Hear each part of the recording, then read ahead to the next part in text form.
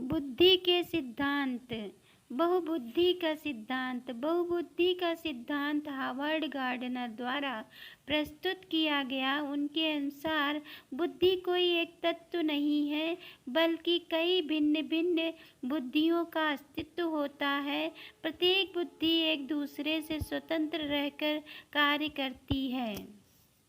Howard gardener ने अपनी पुस्तक frames of mind the theory of multiple intelligence में इसे विस्तार पूर्वक बताया है। बहुप्रतिभा का सिद्धांत लोगों तथा उनकी प्रतिभाओं के बारे में 1983 ईस्वी में हावर्ड गार्डनर द्वारा प्रतिपादित एक सिद्धांत है। इस सिद्धांत द्वारा गार्डनर ने बुद्धि की अवधारणा को IQ पर आधारित परंपरा की तुलना में और अधिक शुद्धता से परिभाषित किया गया है। गार्डनर ने मूलतः 7 तरह की बुद्धि का वर्णन किया।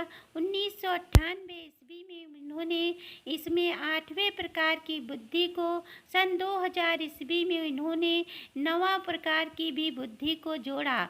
इस तरह से गार्डनर के अनुसार अभी बुद्धि के 9 प्रकार हैं। नंबर 1, भाषाई बुद्धि, लिंग्विस्टिक इंटेलिजेंस। भाषाई बुद्धि में वाक्यों तथा शब्दों की बोध क्षमता, कंप्रीहेंशन एबिलिटी, शब्दों के क्रमों के बीच के संबंधों को पहचानने की क्षमता यदि सम्मिलित है, जैसे पत्रकार, कवि, वकील, लेखक इत्यादि।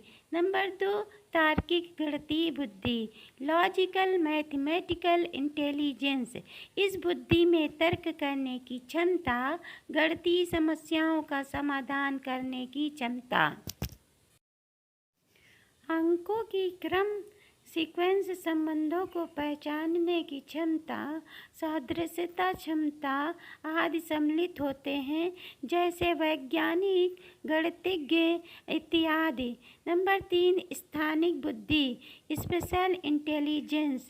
इसमें स्थानिक चित्र, स्पेशल फिगर्स को मानसिक रूप से परिवर्तन करने की क्षमता तथा स्थानिक कल्पना शक्ति, स्पेशल विजुअलाइजेशन करने की क्षमता आदि सम्मिलित होती है, जैसे पायलट, ड्राइवर इत्यादि। 4था नंबर, शारीरिक गतिक बुद्धि, बॉडी काइनेस्थेटिक इंटेलिजेंस। इस बुद्धि को गत्यात्मक बुद्धि भी कहते हैं। इस तरह की बुद्धि में अपनी शारीरिक गति पर नियंत्रण रखने की क्षमता तथा वस्तुओं को सावधानीपूर्वक एवं प्रवीण ढंग से घूमने तथा उपयोगी करने की क्षमता सम्मिलित होती है, जैसे डांसर, खिलाड़ी, शिल्पकार, वैद्य, नर्तकी, शैल चिकित्सक इत्यादि।